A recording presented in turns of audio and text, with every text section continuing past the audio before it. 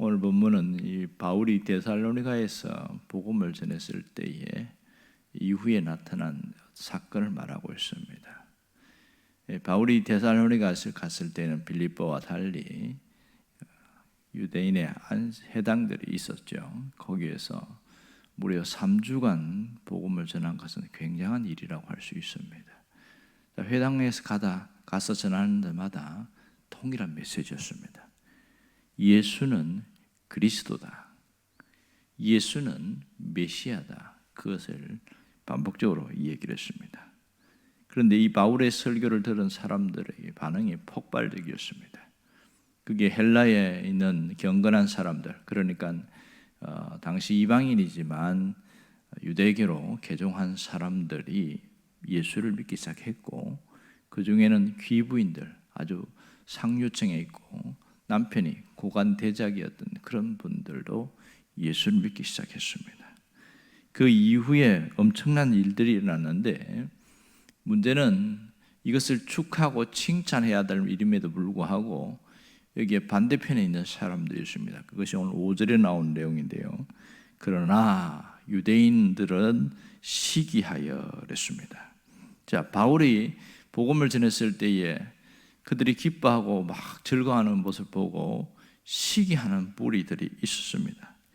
유대인들은 시기하여, 이 유대인들은 누구를 말할까요? 그것은 평범한 유대인들을 말하는 것이 아니고, 역시 회당에서 수종들은 그런 회당장과 거기에는 행정 업무를 담당하는 사람들, 거기에서 회당에 관련된 일을 하는 중요한 사람들이 시기를 했다는 것을 알 수가 있습니다. 무엇 때문에 시기를 했을까요?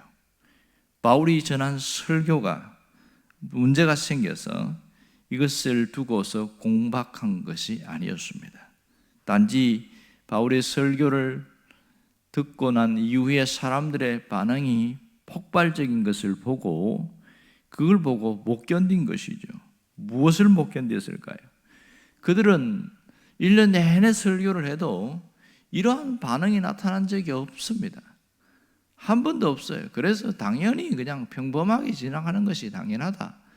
그런데 뜨내기 같은 이 한 사람이 와서 설교를 했는데 이 엄청난 반응이 일어나는 걸 보고 견딜 수가 없었던 것이죠. 그들에게 생명의 역사가 일어나는 거 보고 자신들과 너무너무 비교가 된 것이죠. 자신 자존심이 상해서 못 견디겠다. 그것이 그들의 시기한 이유였습니다.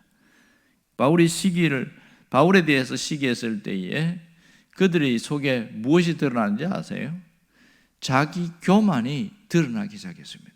그 속에 숨기고 있었던 그 교만함이 여실히 나타나고 있습니다. 이들은 철저하게 교만에 물들어 있는 자들이었습니다. 그리고 그것을 아주 드러내는 그런 자들이었습니다. 그래서 진짜로 바울에 대해서 존경과 칭찬을 해야 됨에도 불구하고 오히려 그들은 반대적 현상을 나타냈습니다. 왜냐하면 이 바울 한 사람 때문에 우리의 종교적 권위가 훼손되었다. 그래서 피해 의식으로 빠지게 되었고, 어떤 분은 이 시기한 이 내용을 뭐라고 표현하냐면 발작적 분노를 일으켰다, 이렇게 표현하더라고요. 표현이 참 특이했습니다. 그만큼 이 시기하는 무리들이 얼마나 강했는지를 알 수가 있습니다. 단순히 시기한 것으로 끝나지 않고 그들은 행동을 동원했습니다. 그들이 스스로 나타나지 않고 아마 돈을 주고 매수를 한 것 같아요. 불량배들을 매수를 해서 사람들을 선동하게 했고 바울을 찾아다녔습니다. 바울이 데살로니가에 와서는 야손의 집에서 머물고 있었는데 그 야손의 집에 사람들을 막 여러 명, 수십 명 데리고 갔겠죠. 쳐들어갔어요.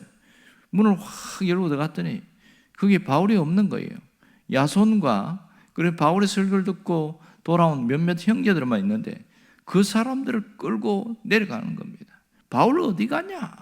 막 소리를 지르고 막 기물을 파손하고 이 엄청난 짓을 하고 있는데, 결국 이렇게 해서 바울을 어디간 추궁해가지고 저 베레아까지 갔으니까 그 먼 거리를 이 사람들이 거기까지 가서 바울을 선동하고 이런 일들을 벌이고 한 거예요. 굉장한 사람들이죠. 어떤 면에서 보면 데살로니가에서 있었던 이 사건은 처음 있는 일은 아니었습니다. 1차 전도 여행할 때에 비시디아 안디옥에서 한번 이런 일이 있었습니다. 이때는 불량배를 동원할 정도로 그렇게 하지는 않았습니다. 그냥 그 사람들이 몇몇 관원들을 선동하고 뭐 이렇게 해서 바울을 내쫓았지요. 그리고 이고니온에서도 한번 그랬고요. 결정타를 준 것은 바로 루스드라였습니다. 비시디아 안디옥에 있는 사람들이 루스드라에 있는 사람들의 어떤 소식을 듣고 거기서 뛰어내려왔습니다. 얼마나 열심히 대단했는지. 사람들을 선동해서 저 사람은 제우스가 아니고 저 사람은 그냥 평범한 사람이다. 그리고 그렇게 하면서 그 사람들의 의식을 바꾸면서 돌을 던져서 죽여버리려고 했잖아요. 그러니까 죽을 만큼 실신을 했다가 다시 살아난 사건이 우리가 이미 봤지요. 이 똑같은 일들이 데살로니가에서 있었습니다. 만일 바울이 이 데살로니가에 머물러 있었다면 어떻게 됐을까요? 비슷한 일들이 똑같이 나타나겠죠. 아마 불량배를 동원할 정도였으니까 육체적으로 린치를 당하고 폭력을 행사하는 그들을 막을 수가 없었을 거예요. 이 엄청난 일들이 여기서 나타났습니다.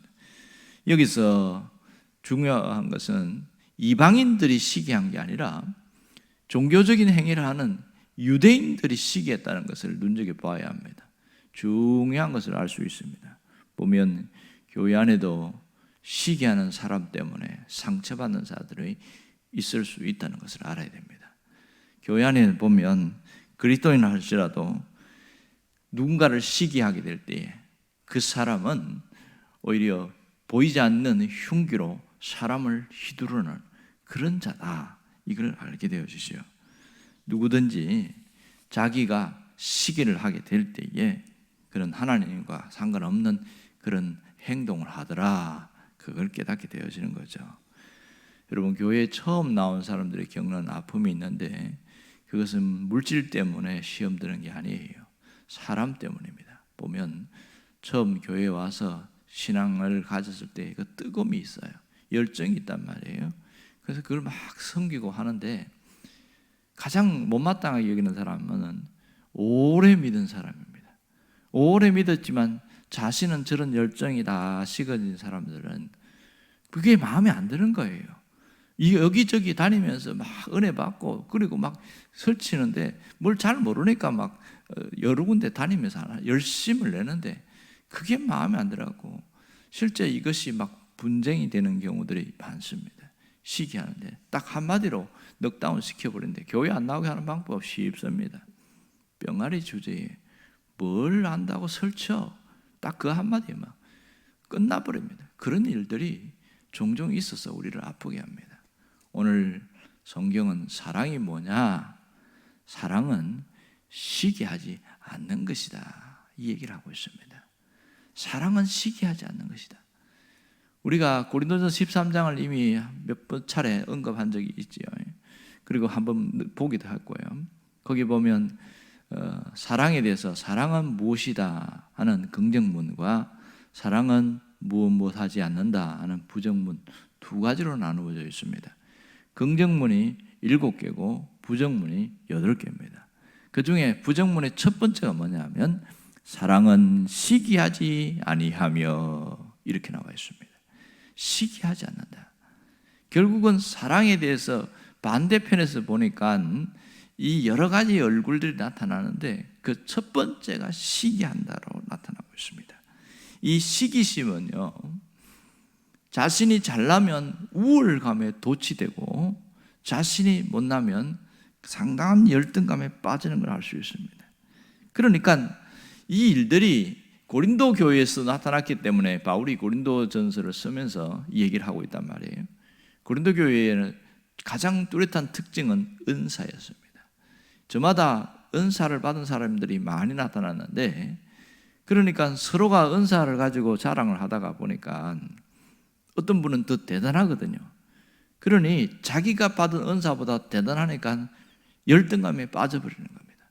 그리고 또 어떤 사람을 만났는데 뭐 별별도 은사도 없고 뭐 아무것도 모르는 거예요. 아이고 은사도 없는 것이 뭘 안다고 이러면서 상당한 우월감에 도취돼 가지고 아주 그냥 뭐 아주 신앙생활 은사가 최고다 뭐 이런 식으로 나오니까 고린도 교회가 굉장히 힘이 드는 거예요. 그 중에 하나가 서로가 시기하는 일들이 여기저기서 일어나서 시기심은 반드시 어떤 변화를 일으킵니다. 그래서 나온 결과가 쪼개지는 거예요. 그래서 그 고린도 교회가 4개로 쪼개졌습니다. 바울파로, 게바파로, 그리고 아볼로파로, 나는 그리스도파다. 이런 일들이 그 교회 안에서 있었던 일은 결국은 시기심에서부터 출발되었음을 알 수 있습니다. 이 시기심은 그릇된 경쟁 의식을 일으켜서 주님과 아무 상관없는 그런 일들을 하게 되어집니다. 놀라운 것은요, 이 시기에 대해서 원어의 뜻을 보니까 열정과 같은 비슷한 의미가 있습니다. 열정이에요. 열정이 없는 사람은 시기도 하지 않는다, 이런 얘기를 합니다. 그런데 이 열정이 선한 것으로 가야 되는데 악한 것으로 흘렀기 때문에 문제가 되어지는 겁니다. 사실 우리가 신앙생활하면서 열정이 빠져나면, 열심이 무너지면 신앙생활이 굉장히 힘듭니다. 마치 자동차의 윤활유가 빠진 상태에서 반쯤 떨어진 상태에서 엔진을 굴리면 차가 자꾸 이상한 소리가 나거든요. 뭐 고장 난 건 아닌데 차가 영 이상해요. 왜냐하면 윤활유가 반쯤 떨어졌기 때문에 문제가 생기기 시작합니다. 이걸 계속 끌고 가면 차가 심각한 손상을 일어나죠. 그처럼 신앙인들에게 주님을 사랑하는 마음과 또 하나님이 부어주시는 그 은혜, 그걸 통해서 열정이 이 윤활유와 같은데 그게 무너지게 되면 문제가 됩니다. 그런데요, 이 열정도 자기를 중심으로 나타나는 열정은 오히려 독이 되는 경우가 굉장히 많습니다. 지나친 열정, 나를 드러내기 위한 열정이 바로 시기심으로 나타나더라. 결국 여기서 우리는 중요한 결론에 이르게 됩니다. 사랑은 상대방을 인정하는 것이다. 내가 상대방을, 나 자신을 낮추고 겸손하게 그 사람을 인정해 주는 게 사랑입니다. 자, 여기서 인정해 준다는 것은 상대방의 허물을 덮어주는 것을 포함하고 있습니다. 그래서 성경을 보면 사랑은 허다한 허물을 덮느니라, 이런 얘기를 하고 있잖아요. 상대방의 단점, 약점이 보여요. 하지만 그걸 지적하지 않습니다. 오히려 하나님, 저분은 저 이런 부분이 약합니다. 주께서 긍휼을 베풀어 주시고 하나님, 이런 약점이 보완되게 해주세요. 오히려 그것을 기도 제목으로 바꾸어 놓습니다. 이게 상대방을 인정하는 사람인 것이죠. 여러분, 이 상대방을 인정하게 되어지면 내가 가지지 않은 것을 저 사람이 가졌다고 해서 상대적 박탈감에 빠지지 않습니다. 그리고 그 사람에 대해서 우월의식에 빠지거나 열등감에 빠지지도 않습니다. 오늘 우리는 악에 대해서, 죄에 대해서는 피 흘리기까지 싸울 수 있어야 됩니다. 하지만 사람과 사람 사이에서는 내가 상대방을 인정해 주는 것, 이것이 최고의 사랑입니다. 우리는 사랑하면 뭔가를 주어야 되고 뭔가 다 특별한 것을 해야 된다고 하지만 그 사람을 있는 그대로 인정해 주는 것, 이게 사랑이라는 것을 알아야 됩니다. 그럴 때 우리의 신앙은 건강해지고 우리의 모든 삶은 내 안에 치유의 회복의 프로그램이 움직이기 시작해요. 이게 놀라운 거예요. 어떤 분은 꼭 기도를 받아야 치유가 된다고 이런 생각하는 사람이 있습니다. 그런데 하나님은 그렇게 하지도 않습니다. 말씀을 통해서도 치유하시기도 하고요, 찬송을 부를 때도 치유하기도 하지만 놀라운 것은 내 마음을 바꾸고 내가 새로운 마음으로 기도하게 나갈 때 우리 안에 하나님이 주신 그 은혜를 통하여 내 안에 치유와 회복의 그 역사를 일으켜 나가시더라는 것이죠. 이것이 우리가 하루하루를 살아가는 기쁨이 되어야 됩니다. 하루하루 살 때에 이 부분이 새롭게 회복될 때에 우리의 삶은 날마다 새로워질 수 있습니다. 사랑은 상대방을 인정하는 것을 잊지 않기를 바랍니다. 기도하겠습니다.